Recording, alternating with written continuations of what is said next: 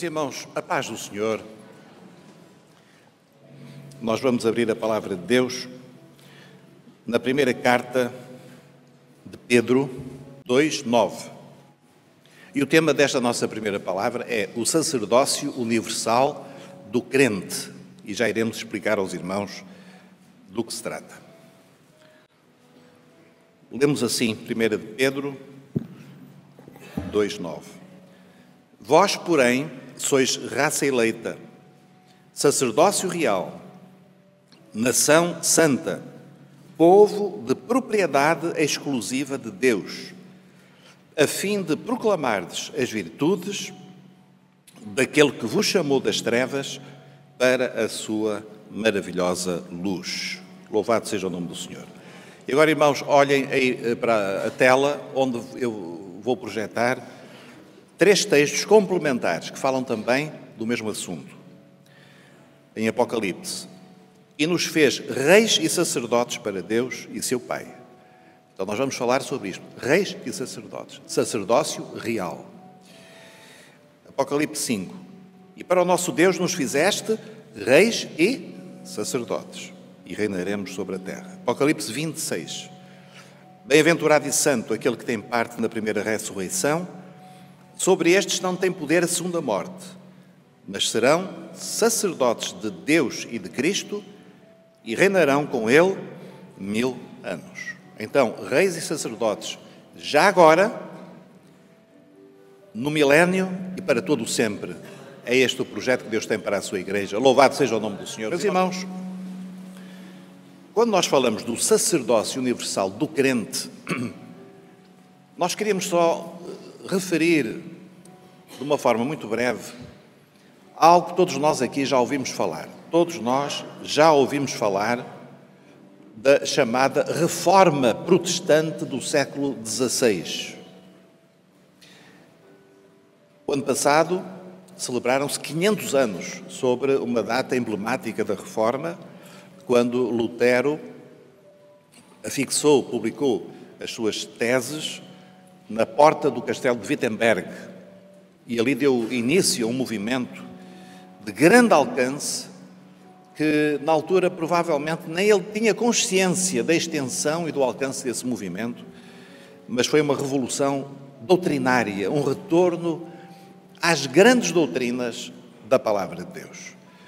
É certo que aqueles irmãos de há 500 anos, que vinham do catolicismo, o catolicismo mais grosseiro, mais mistificado, mais longe da palavra, provavelmente eles não tiveram uma visão perfeita, completa, daquilo que Deus tinha para as suas vidas, mas à medida que o tempo passou, depois do século XVI, a Igreja foi tomando cada vez mais consciência das grandes verdades que a palavra de Deus tinha para a Igreja de Jesus. Algumas dessas doutrinas nós conhecemos. Por exemplo, todos nós estamos bem estabelecidos sobre uma doutrina que é esta. Nós somos salvos apenas por intermédio de Cristo. Só Cristo. Então nós não temos mais mediadores. Só temos Jesus. Jesus Cristo é o nosso mediador. Nós também somos salvos só pela graça e não pelas obras. Só pela fé. A Bíblia é também a nossa única autoridade espiritual, é a suprema autoridade da nossa fé. Tudo isto, irmãos, são doutrinas que, no século XVI, os nossos irmãos, no meio de muitas perseguições, eles redescobriram. Mas há uma que nós, às vezes, não falamos, mas que também faz parte desse conjunto de doutrinas redescobertas pela Igreja, particularmente no tempo da Reforma. E essa doutrina é aquela que se chama o sacerdócio universal do crente e que dá título à nossa aula hoje. O sacerdócio universal do crente é também uma das doutrinas básicas da nossa fé. E nós precisamos de lhe dar também um devido lugar, porque esta doutrina tem um alcance prático extremamente importante. E nós iremos ver nesta aula porque é que é tão importante para nós compreendermos o que significa esta verdade que nós já lemos aqui nestes textos, particularmente: vós sois raça eleita, sacerdócio real, nação santa, povo de propriedade exclusiva de Deus. O que é que isto significa na prática para nós? Para nós compreendermos isto, nós vamos começar por refletir sobre o sacerdócio no Velho Testamento. O sacerdócio no Velho Testamento tinha algumas características, das quais nós vamos apenas salientar algumas. A primeira tinha a ver com a organização do culto, o culto do Velho Testamento. O culto do Velho Testamento foi organizado quando Israel se constituiu como nação, quando Israel saiu do Egito e depois, ao longo da sua caminhada de 40 anos no deserto, Deus começou a fazer daquele povo uma nação com uma identidade não apenas do ponto de vista da sua organização política, social, mas também, essencialmente, como um povo com uma identidade espiritual. E por isso, um dos elementos fundamentais para Israel, durante aquele tempo em que Deus formou como nação, foi o culto, a celebração do culto. E Deus deu muitas revelações. Uma delas tinha a ver com o lugar onde o culto deveria ser celebrado, que era uma tenda especial, cujas dimensões, cujo formato, tudo, cujos materiais, tudo foi revelado por Deus. E o Senhor repetiu sempre a Moisés: Moisés, faz este tabernáculo conforme aquilo que eu te mostrei no monte. Então, ele tinha de fazer não segundo aquilo que estava na sua mente, mas segundo aquilo que era o plano de Deus para o seu povo. Havia também um aspecto central desse culto, que era um altar. O altar do sacrifício. E, de facto, tudo girava em torno daquele altar. O culto, o povo era convocado para trazer as suas ofertas àquele altar. Havia também um dia semanal, que era um dia especial de culto, que era o sábado, o Shabat. Havia outros sábados, outros Shabates, das luas novas, das festas especiais, mas semanalmente havia essa festa do povo do Senhor. E havia também um grupo de homens separados para ministrarem aquele culto em nome do povo, para se apresentarem a Deus em nome do povo. E esse grupo eram os sacerdotes. Os sacerdotes foram levantados por revelação dentre uma família, a família de Arão, que era irmão de Moisés. Nós vemos aqui neste texto que está projetado, quando o Senhor falou a Moisés, dizendo: depois tu farás chegar a ti, teu irmão Arão, e seus filhos com ele, do meio dos filhos de Israel, para me administrarem o ofício sacerdotal. Então, o ofício sacerdotal, isto é, a capacidade de entrar na presença de Deus, de entrar no tabernáculo e uma vez por ano entrar no Santo dos Santos, de fazer os sacrifícios, de invocar o nome do Senhor, foi atribuído a uma família. Era, portanto, algo bastante restrito. Era a família de Arão. E, a partir da descendência de Arão, o Senhor, ele levantou os sacerdotes que, ao longo dos tempos, perpetuaram este serviço ao Senhor. Arão tornou-se o sumo sacerdote, com a atribuição de entrar no Santo dos Santos uma vez no ano, mas os seus filhos e descendentes faziam e cuidavam do culto de modo geral. Estes sacerdotes foram separados e foram consagrados de uma forma especial. Então nós lemos lá no livro de Êxodo, e depois repetido noutros textos, que eles foram lavados com água, foram depois purificados com sangue e finalmente foram ungidos com azeite. E foram-lhes dadas roupas especiais. Então os sacerdotes, toda a gente os distinguia no meio do povo. Eles tinham uma aparência diferente, eles não viviam como as outras pessoas, eles não trabalhavam a terra, eles não tinham funções de ir para a guerra, a sua função era servir ao Senhor em full time. A sua vida era essa. Meus irmãos, quando nós chegamos ao Novo Testamento, nós vamos encontrar, de facto, uma diferença fundamental. Mas antes eu gostaria só de lembrar que já no Velho Testamento nós encontramos sinais de que o Senhor iria, num futuro, fazer com que o sacerdócio tivesse outra configuração. Então nós lemos, por exemplo, estes dois textos. O primeiro aqui é em Êxodo, capítulo número 19. Nós lemos: se diligentemente ouvirdes a minha voz e guardardes a minha aliança, o Senhor está a falar para todo Israel, então sereis a minha propriedade particular dentre todos os povos. E agora reparem aquilo que o Senhor acrescenta.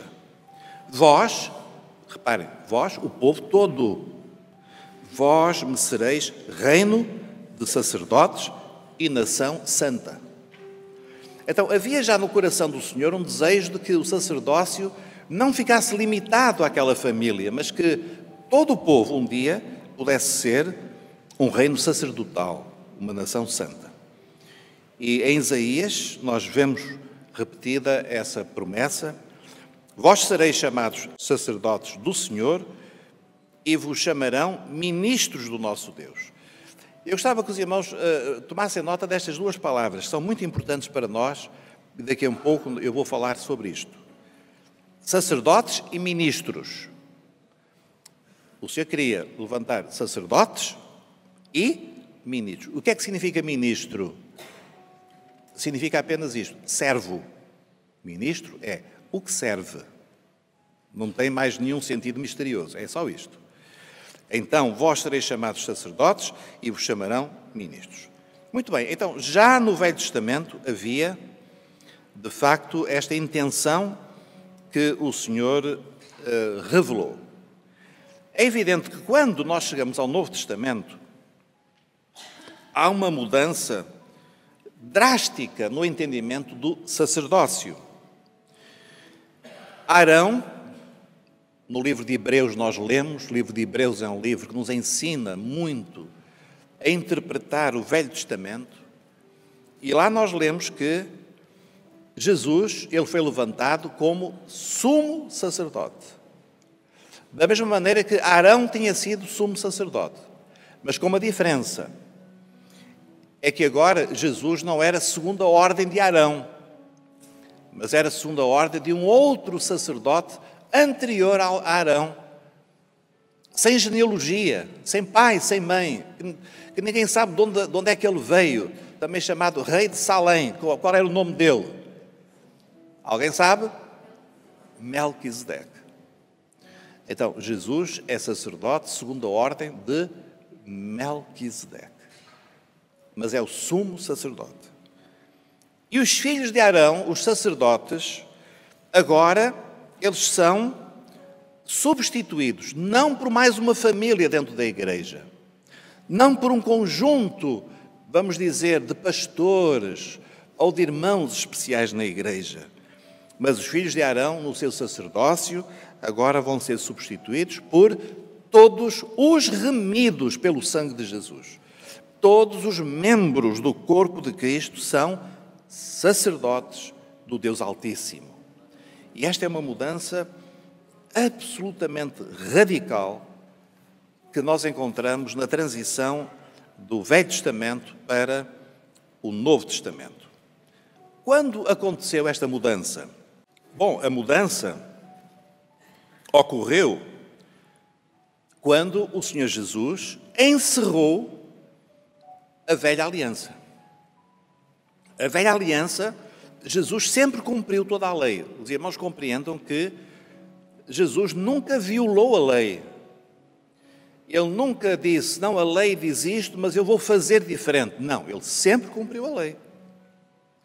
E cumpriu de tal maneira que ele foi até hoje o único homem que cumpriu verdadeiramente toda a lei.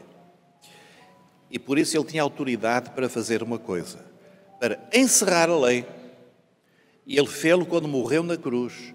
E lá na cruz, ele clamou ao Pai e disse, está consumado. Estava consumado, todo o plano de Deus estava consumado.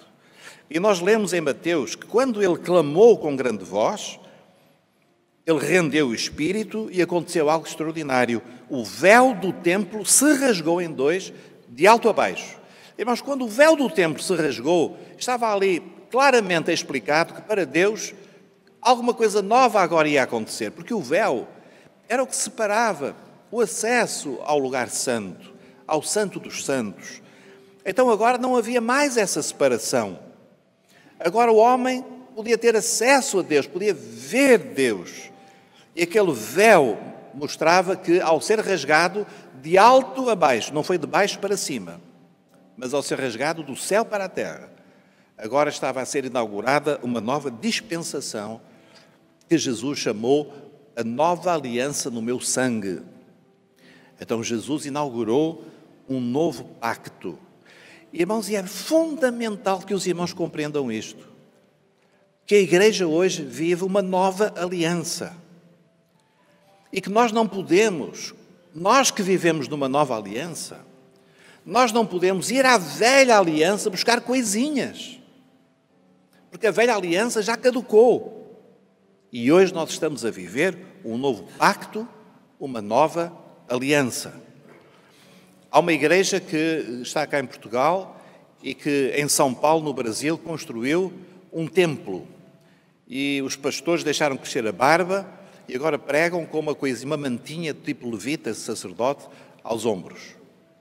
Meus irmãos, além de ser ridículo, porque aqueles homens já deviam ter idade para ter vergonha, não é? Além de ser ridículo, é um erro doutrinário gravíssimo. Porque eles estão a ir ao Velho Testamento. Eles querem fazer aquilo que foi do velho pacto e que Jesus acabou com aquilo. Que Jesus declarou que o velho pacto terminou, que agora nós estamos a viver uma nova aliança. E eles vão ao templo de Salomão, coitados.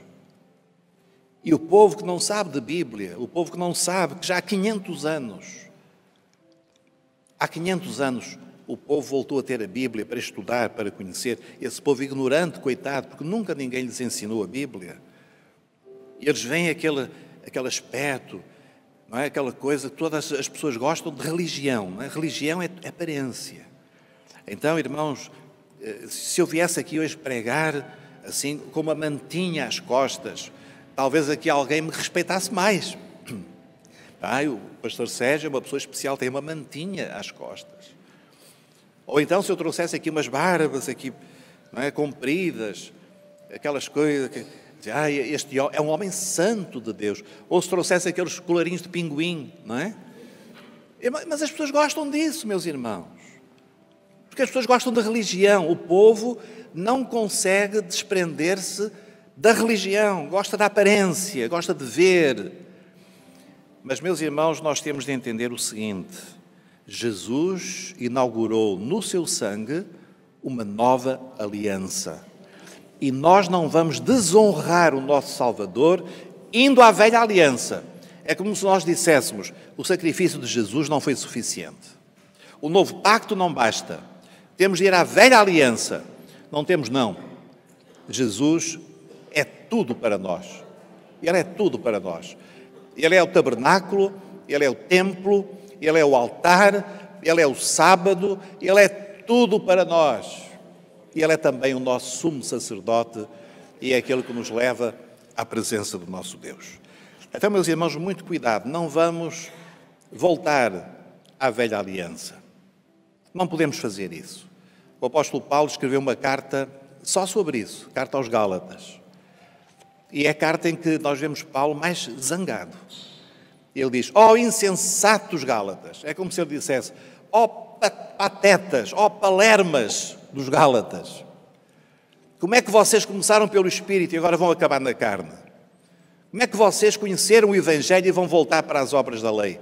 Meus irmãos, Jesus morreu na cruz, o véu do templo rasgou-se e nós entramos numa nova aliança, feita não com sangue de animais, mas com o precioso sangue de Jesus. Por isso nós lemos, irmãos, em Hebreus, no capítulo 4, versículos 14 a 16, este texto. Visto que temos um grande sumo sacerdote, não é Arão, nem os seus filhos, o nosso sumo sacerdote é Jesus, Filho de Deus, que penetrou nos céus, não uma vez por ano, mas ele penetrou uma vez para todo o sempre. Retenhamos firmemente a nossa confissão. Não podemos voltar atrás. Retenhamos firmemente a nossa confissão. Porque não temos um sumo sacerdote que não possa compadecer-se das nossas fraquezas. Porém, que, como nós, em tudo foi tentado, mas sem pecado. Cheguemos, pois, com confiança. Agora, vamos fazer aquilo que só o sacerdote podia fazer. Só o sacerdote podia chegar-se ao trono da graça. Mas hoje nós podemos todos chegar ao trono da graça, para que possamos alcançar misericórdia e achar graça, a fim de sermos ajudados em tempo oportuno. Meus irmãos, Jesus é o sumo sacerdote desta nova aliança. O véu aberto, o véu rasgado, mostrava que agora, pela fé no sangue de Jesus, qualquer crente pode ter acesso direto a Deus. Qualquer um dos irmãos que está aqui nesta manhã, se o irmão foi lavado no sangue de Jesus, se o irmão foi selado com o Espírito Santo, o irmão pode ter acesso direto, sem nenhum intermediário. Não é preciso pedir a nenhum sacerdote, nem é preciso pedir a nenhum pastor para entrar na presença de Deus.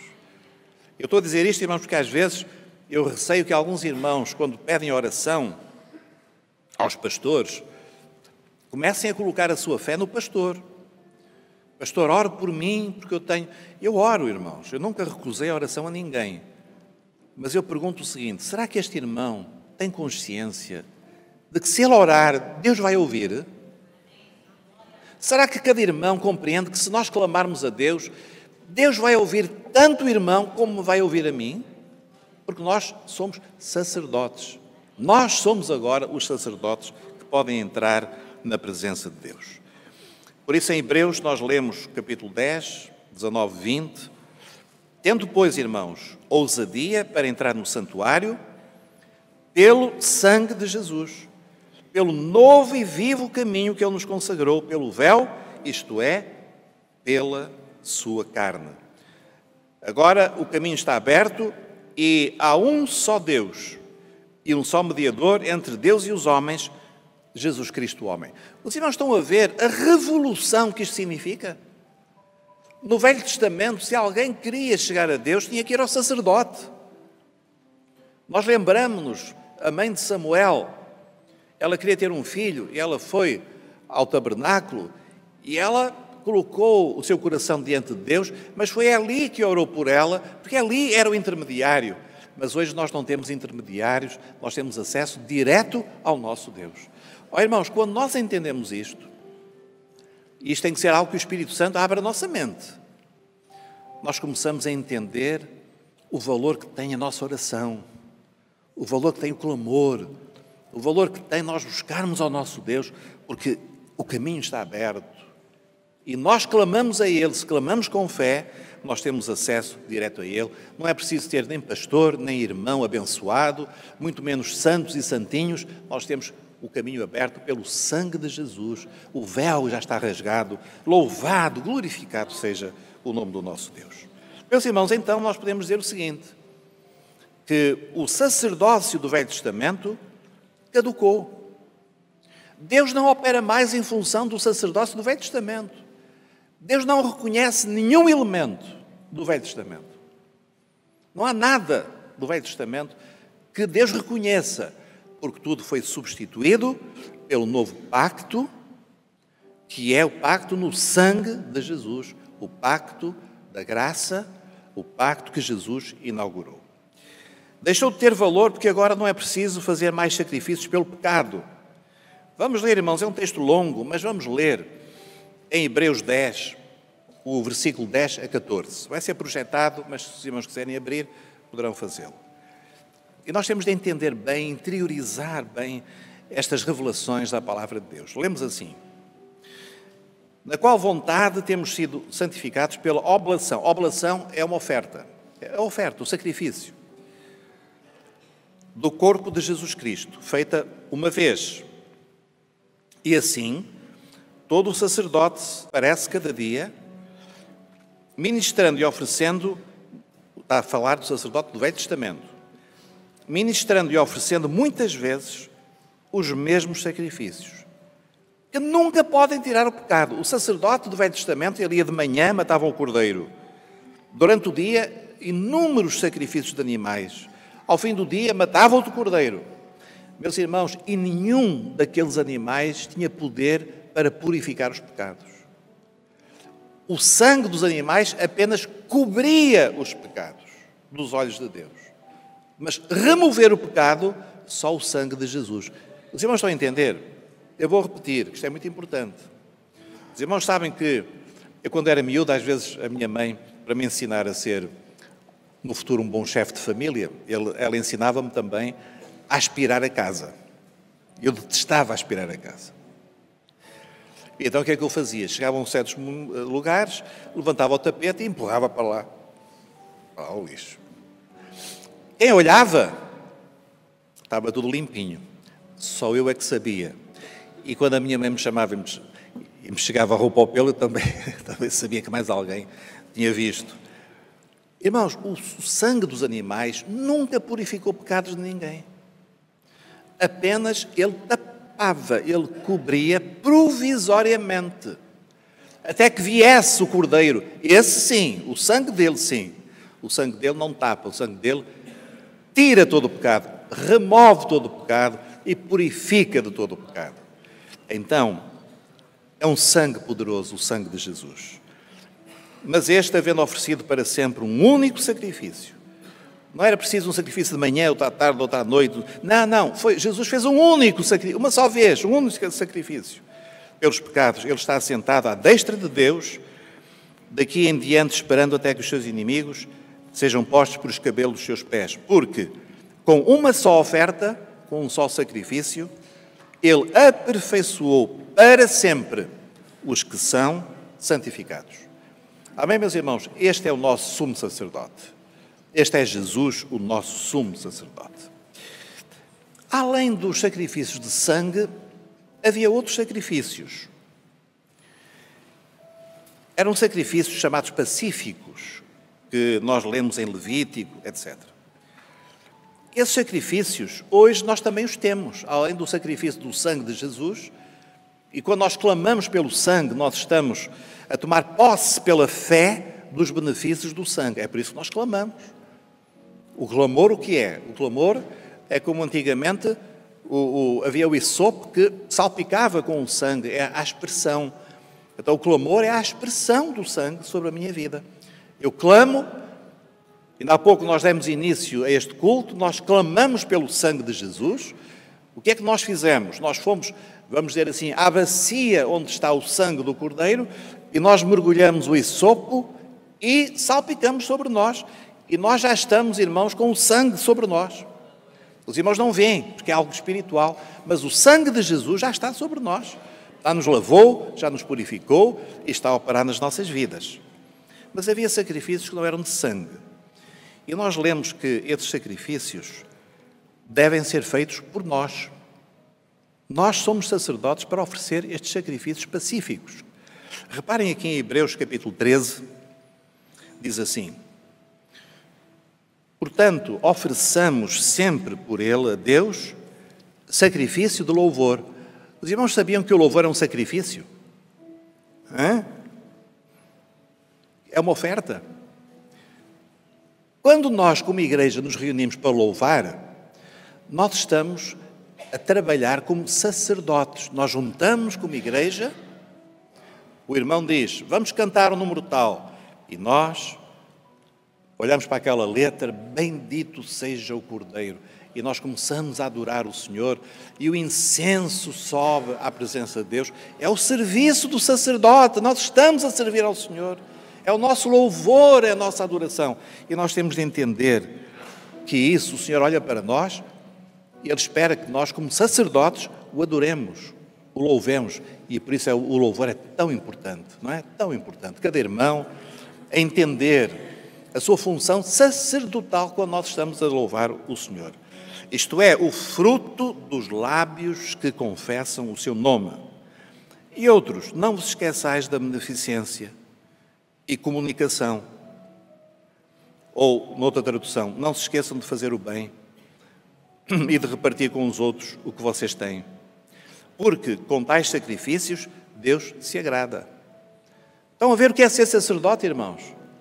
Mas eu não sabia que eu tinha todo esse trabalho para fazer para o Senhor. É verdade, é o nosso trabalho como sacerdotes. Nós agora somos sacerdotes. Jesus, o sumo sacerdote, e nós, os seus sacerdotes. Jesus, o nosso Arão, melhor dizendo, Melquisedeque, e nós, a família de Arão, nós somos sacerdotes.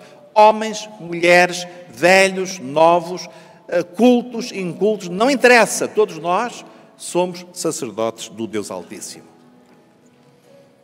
Romanos 12:1. Rogo-vos, pois, pela compaixão de Deus, que apresenteis os vossos corpos como sacrifício. Sacrifício vivo. Aqui está mais um sacrifício. Então, irmãos, quando a Bíblia fala no Novo Testamento de sacrifícios, está a falar do sacerdócio. Está a falar daquilo que Deus espera da nossa parte. Implicações para nós hoje. E vamos terminar. A primeira, que no século XVI foi muito evidente, foi o fim do clericalismo. O que era o clericalismo e o que é ainda hoje? A palavra clericalismo vem de uma outra palavra que é clero. Todos aqui sabem o que é o clero? Todos sabem? Ei, irmãos, vamos lá acordar. Todos sabem? Sim ou não? De vez em quando nós temos de ir acordando assim os irmãos. Muito bem. Então, havia aquela ideia do clero e do povo. O clero era aquela casta, não é? De homens que eram separados para o sacerdócio. Eram os sacerdotes, o clero. E o povo era o povinho ignorante, que não percebia nada de nada, não é? Mas o clero não. O clero sabia latim, sabia, teoricamente, as doutrinas, etc. Era o clero. Então, na igreja havia estas duas classes muito claras. O clero e os leigos. Não é? O clero, aqueles que detinham o conhecimento e o poder. Na Igreja Católica, o clero altamente hierarquizado e organizado, até chegar à figura do próprio Papa, substituto de Cristo. Reparem a blasfémia, não é? Substituto de Cristo na Terra. Por aí fora, toda aquela hierarquia, o clero. E o povo completamente fora. Uma das coisas mais gritantes é que o povo nem podia participar da ceia. Quem bebia o vinho era o clero. Daí que toda a gente tem uma ideia do clero, aquele abade rechonchudo e muito vermelho, porque ele bebia que se fartava, não é? O povo não, ele bebia em nome de todo o povo. Devia beber um barril por dia quase. E o povo nem podia comer o pão. Jesus disse, tomai e comei. Não podia trincar, porque senão trincava o corpo de Cristo. Irmãos, coisas tão disparatadas, como é que as pessoas acreditam em coisas dessas?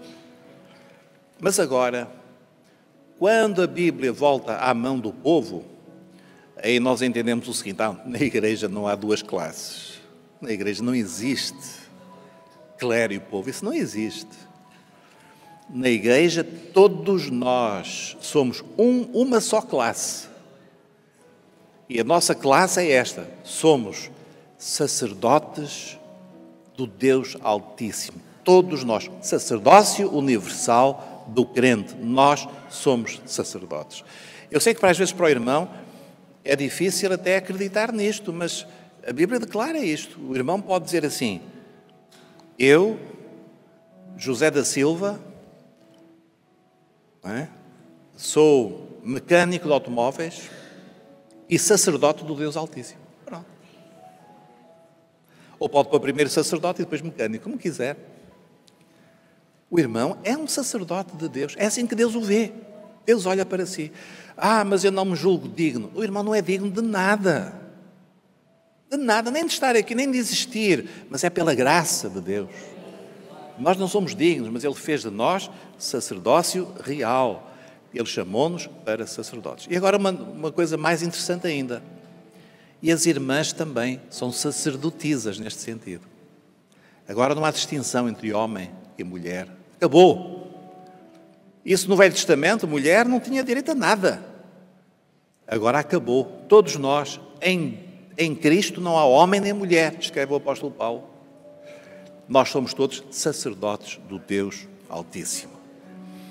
Então, meus irmãos, isto é muito importante e alguém dirá assim, então quer dizer que nós somos todos iguais? Sim, aos olhos de Deus, mas somos todos diferentes. Em que sentido? No sentido do corpo. As diferenças que há entre nós não são de grau de importância, não são distinções de hierarquia. As distinções que há entre nós são distinções funcionais, de função. A palavra função é uma palavra fundamental no corpo. O meu corpo, eu não posso dizer assim, o meu corpo é todo igual. Eu não posso dizer isso. Porquê? Porque cada membro do corpo tem uma função diferente. Amém? Eu não posso dizer assim, eu estou apaixonado pelos meus rins, mas detesto o meu fígado. Não, isso não existe. Nós precisamos de todos os órgãos do nosso corpo. Cada irmão é membro do corpo, então cada irmão é importante e é igual a qualquer outro irmão. Agora, temos funções diferentes. Então, os pastores não são sacerdotes, o que é que eles são? São servos que Deus chamou para exercer um ministério. Um serviço especial chamado o Ministério da Palavra.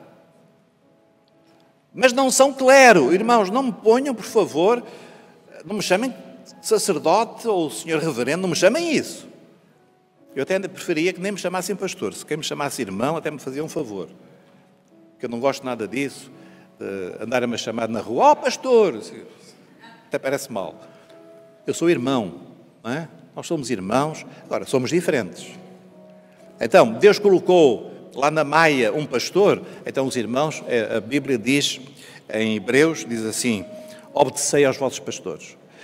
Mas eu fui ao seminário e eu ouvi dizer que éramos todos iguais, porque é que eu vou obedecer? Porque é uma função do pastor, e é uma função sua. Todos nós temos funções diferentes. Mulher, esposa e marido, são iguais ou não? São iguais. Mas a Bíblia diz que a esposa seja submissa ao marido. São funções diferentes. Então, meus irmãos, se nós entendermos o que é função, nós entendemos o seguinte, somos todos iguais, mas temos funções diferentes no corpo. Este é o ensino do Novo Testamento, é o ensino da Palavra de Deus. Meus irmãos, em Apocalipse 2,15, nós lemos um texto para o qual eu chamo a vossa atenção. Apocalipse 2, o versículo 15 diz assim, assim tens também os que seguem a doutrina dos nicolaítas, o que eu odeio. Há alguma dificuldade em compreender bem o que são os nicolaítas, provavelmente seguidores de Nicolau. Mas há uma coisa que nós podemos entender a partir do nome de nicolaíta. O nome nicolaíta é formado por duas palavras. Nikao, que é um verbo grego, quer dizer vencer ou conquistar. E laos quer dizer povo. Então, há aqui um significado em nicolaítas, que é aqueles que dominavam sobre o povo. Então, é uma doutrina que o Senhor abominava, e o Senhor dizia, a doutrina dos nicolaítas, que eu odeio. E é muito provável, exatamente, que quando o Senhor revelou esta palavra, já tinha começado na igreja a surgir esse fermento dessa doutrina errada do clero e do povo. E o Senhor diz, eu odeio isso, eu não quero isso, eu não quero que se volte ao Velho Testamento.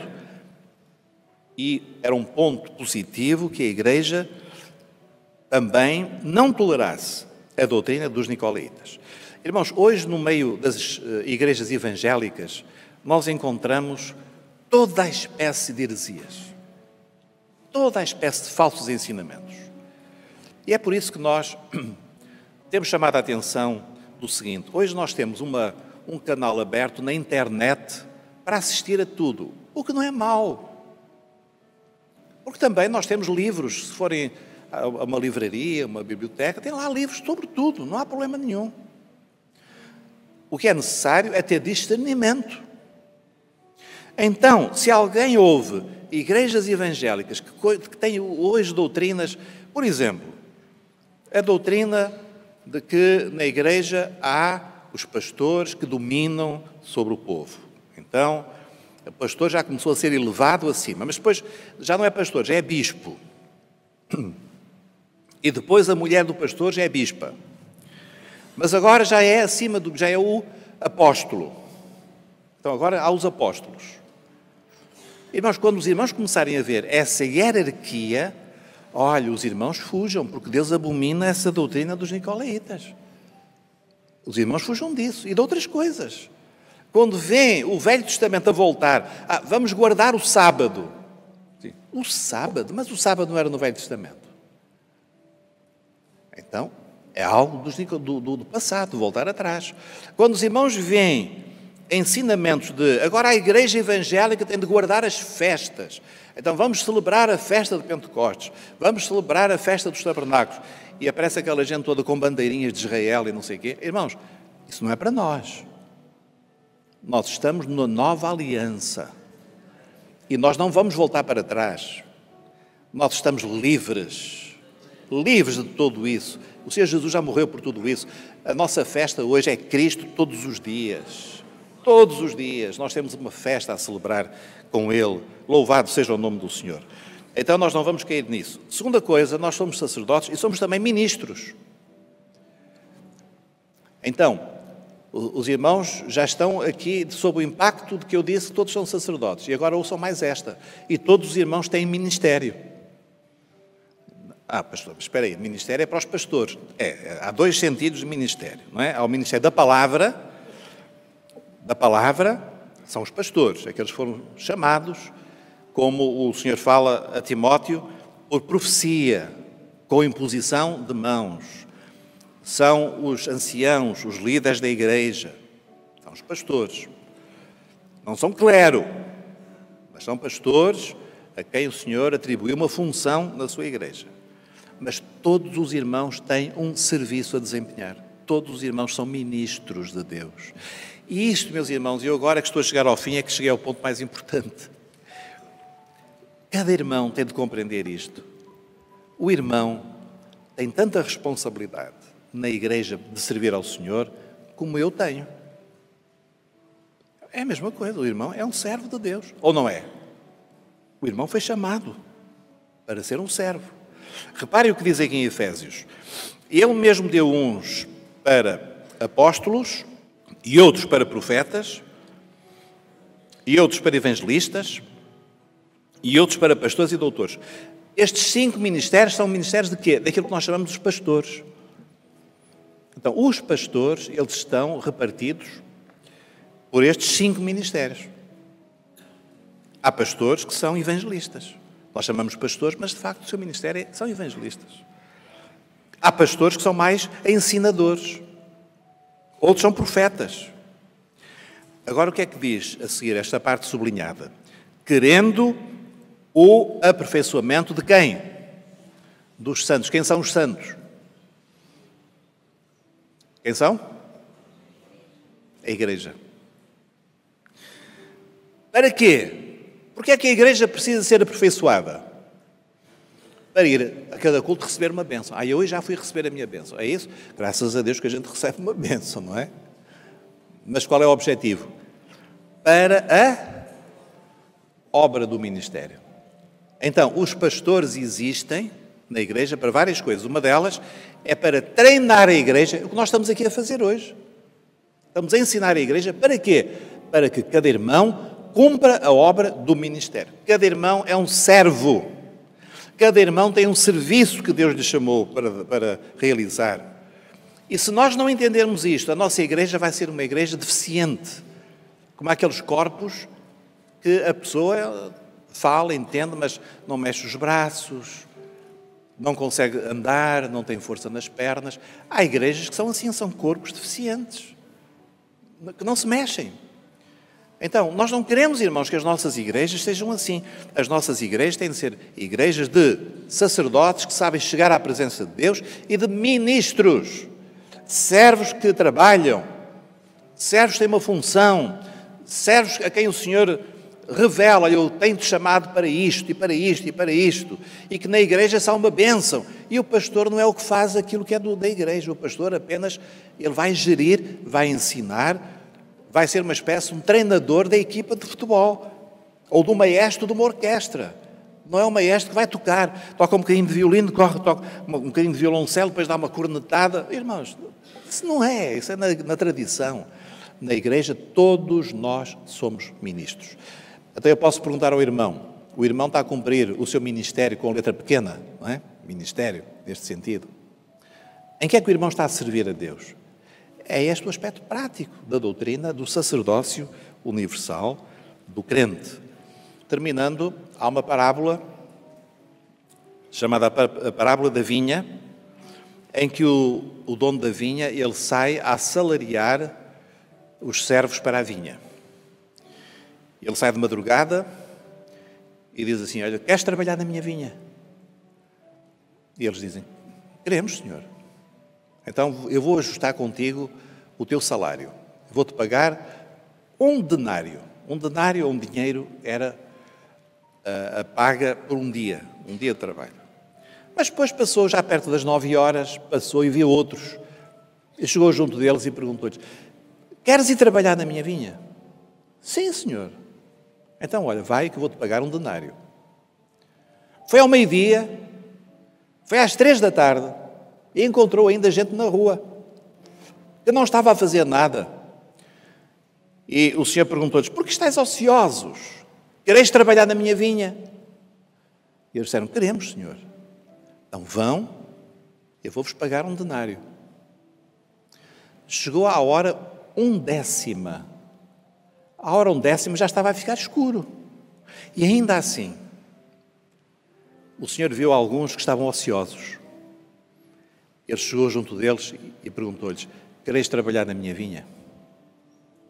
Meus irmãos, e hoje o Senhor passa por nós já estamos na hora 1/10. Já é muito tarde. Muitos servos de Deus já serviram ao Senhor no passado. Evangelizaram, partiram para terras distantes, sofreram, e a vinha tem sido cuidada. E agora, nesta hora do fim, o Senhor pergunta a cada um de nós que está aqui: queres trabalhar na minha vinha? Senhor, mas falta só 1 hora para o fim. Eu sei, mas eu vou-te pagar na mesma um denário. Qual é a paga?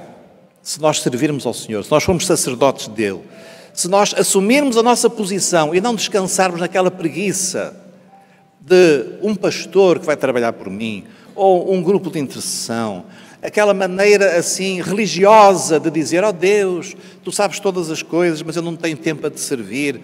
Irmãos, se nós ultrapassarmos essa mentalidade, que é uma mentalidade de infidelidade, se nós nos dispusermos, o Senhor vai nos pagar a mesma coisa. O que é que o Senhor nos vai pagar? A nossa salvação. É isso que o Senhor nos vai dar, é a nossa salvação. E hoje, quando nós falamos deste tema do sacerdócio universal do crente, nós queremos que cada irmão entenda: Deus chamou cada irmão, não fui eu. Deus chamou cada irmão. O irmão que está onde? Está na igreja da Lixa.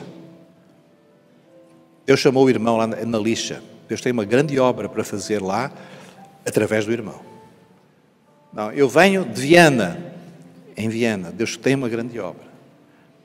Não, eu estou em Torres. Eu estou em Sines. Eu estou no Alentejo. Eu estou na Alemanha, eu estou na Inglaterra, eu estou na França. Irmãos, estão a ouvir-nos nesta hora.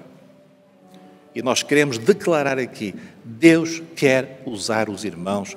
Ele quer assalariar cada irmão para o servir. O irmão não recuse, porque a paga é muito grande, a paga é a salvação.